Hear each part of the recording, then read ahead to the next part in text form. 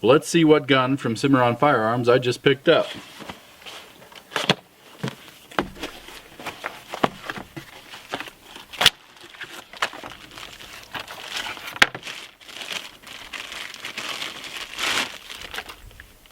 What in the wide, wide world of fell out of the ugly tree is that?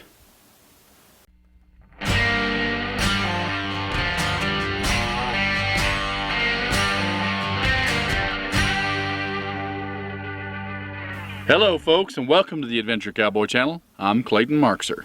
In this video we're going to be looking at a very unique looking firearm. The Cimarron Bisley revolver in 4440.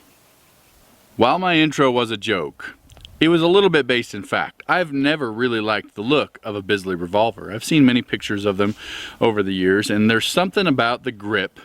It's kind of unsightly, looks awkward, that just turned me off. I never was really interested in shooting one or owning one. That maybe has changed a little bit.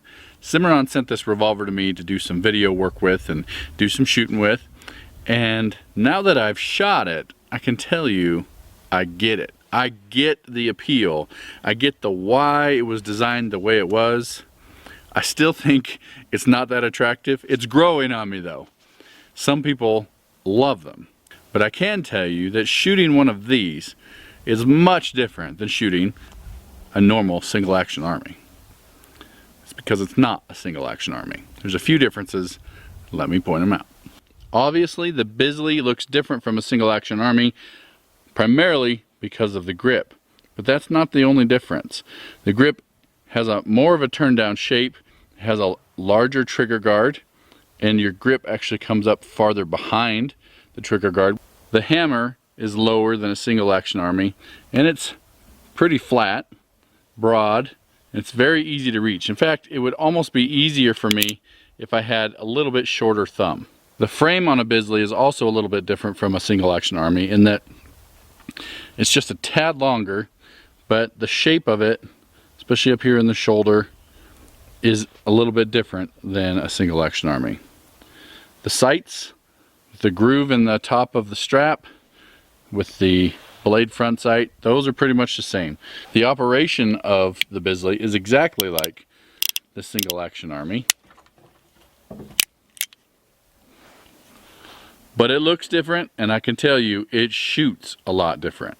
One of the biggest reasons that a Bisley revolver shoots different than a single action army is mainly due to the grip.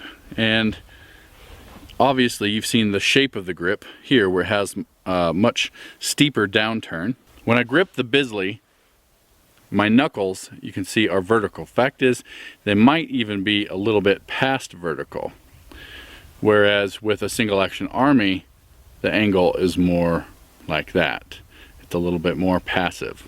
I do like the broader trigger on it. There's something about the feel on my finger. I'm able to get a little bit more of a consistent trigger pull than I can with the narrow triggers. Overall, such a fun gun to shoot. I know I keep mentioning that the Bisley looks different than single action army revolvers, and it does. It also looks different from anything else. I'm going to roll in some footage here with a few other different revolvers so you can see the differences in the grip and how my hand fits them and how my thumb can operate the hammer. Here you can see the stark contrast between the Bisley revolver and the single action army, and also the 1860 Army Transition Type 2 conversion. Now both the conversion and the single action army have what's called a plow handle styled grip, and the Bisley, of course, has this sharply downturned grip, which it doesn't look balanced. It doesn't look like it would shoot well at all. However, you will see in this video that the opposite is true. First up is the Bisley. We're going to see how much muzzle movement there is when I'm working the hammer. I'll cycle this a couple times. These guns were all shot one-handed in those competitions.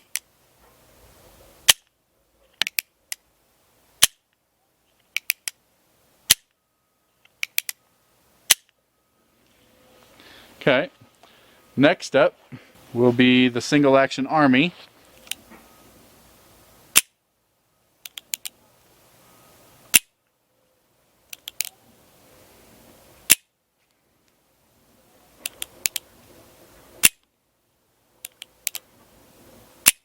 And lastly, the Smith & Wesson Model Number 3 Schofield. This is the Wells Fargo edition with the 5-inch barrel.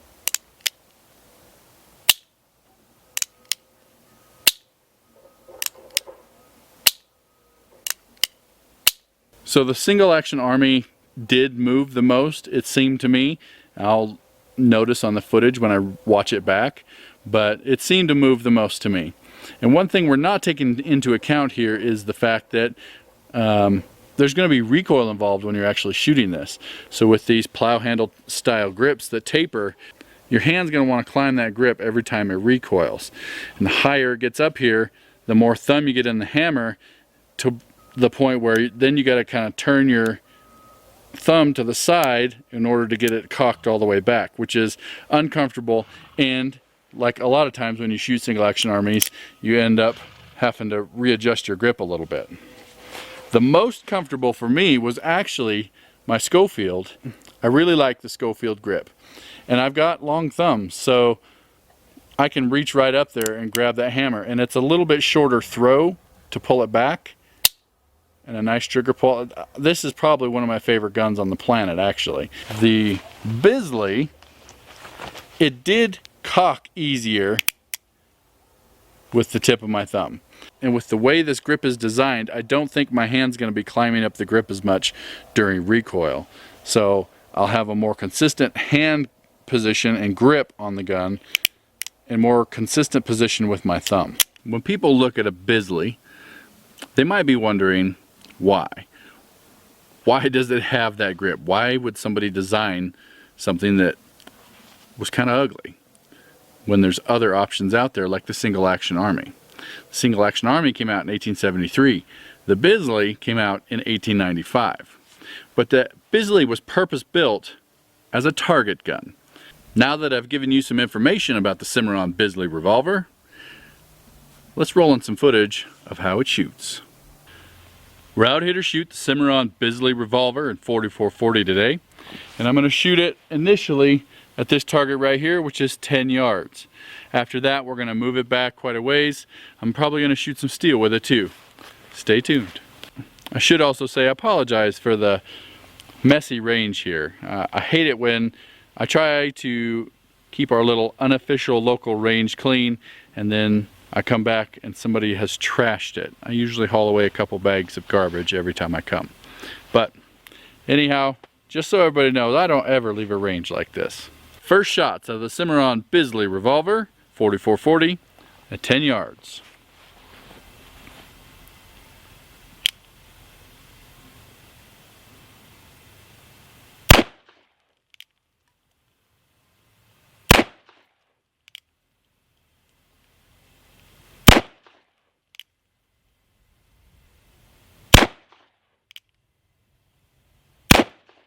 As you can see, it hit the target. Not a great group, but I've never shot this before, so let's keep practicing. Now for the second round of shots out of the Cimarron Bisley revolver. This time I'm gonna two-hand hold this. Now I recently got a comment on one of my YouTube videos that two-hand shooting a single action Army type revolver is sacrilegious. Well, you do you and I'll do me. I'm gonna shoot the best that I can. Now, that being said, these target shooters back in the late 1800s that were using the Bisley were shooting one-handed. I don't shoot that much with one hand, so I'm not the best at it. I'm working on it. But for this set, I'm going to shoot with two hands.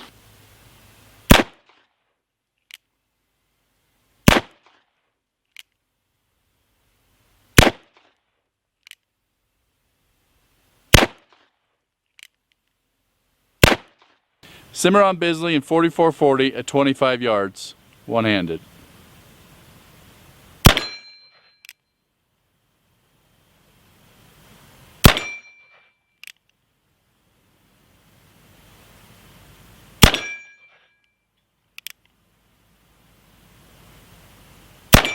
Plate's swinging pretty hard. I think that's it. I realize that the light is not the best for videoing right now from this angle, but this is where the range is set up, so this is what I got to work with.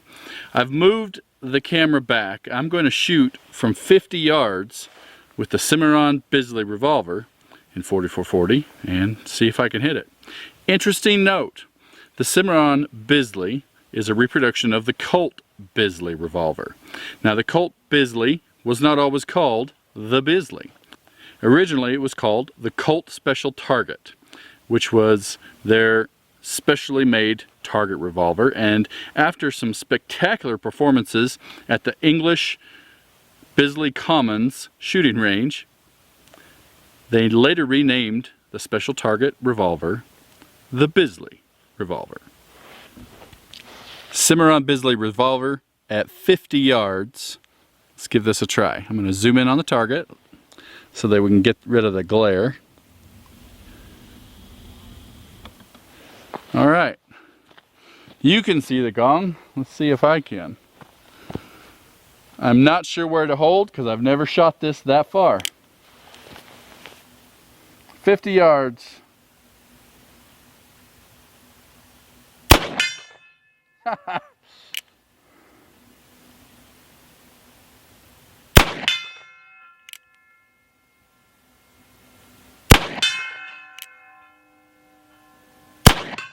Oh, just nicked it.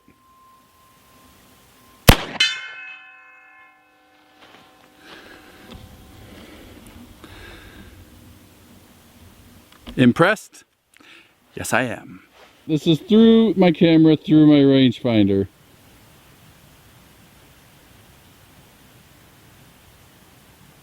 $102 yards. So you just saw through my rangefinder, through my camera, that the gong is 100 yards or 102 yards downrange. I'm going to attempt to hit it with the Cimarron Bisley. Now for a gun that I've not shot very much, this is kind of a stretch. I can do that with a couple of my revolvers that I'm very familiar with, but this is new. I don't have that many rounds through it. Let's see what happens. I'm going to zoom in on the gong to try and get underneath this glare from the sun.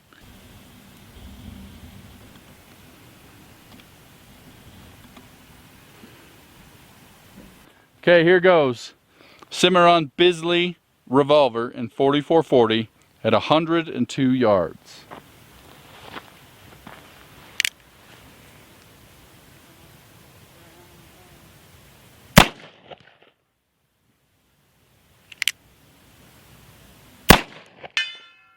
Woo!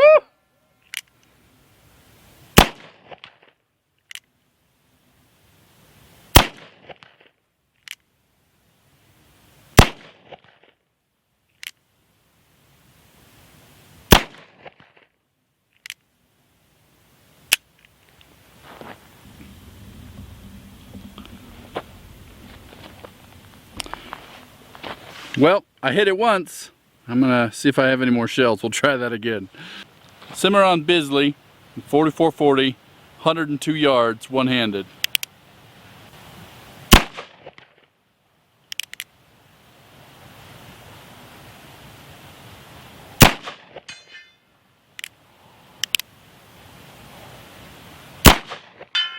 I pulled that one.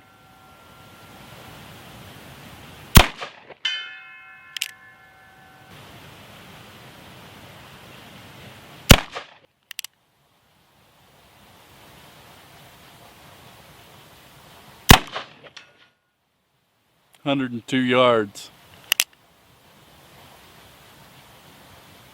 Oh, I knocked my gong down. In the very center of my gong, there's a piece of wire that kind of holds it to the strap that I have it hanging from. And I happened to hit dead center in the middle of that gong with the Cimarron Bisley at 102 yards, and I cut that wire, so my gong fell off. Now, if I can hit a gong at 102 yards one-handed with a revolver that I've not shot that much, must be a pretty good revolver.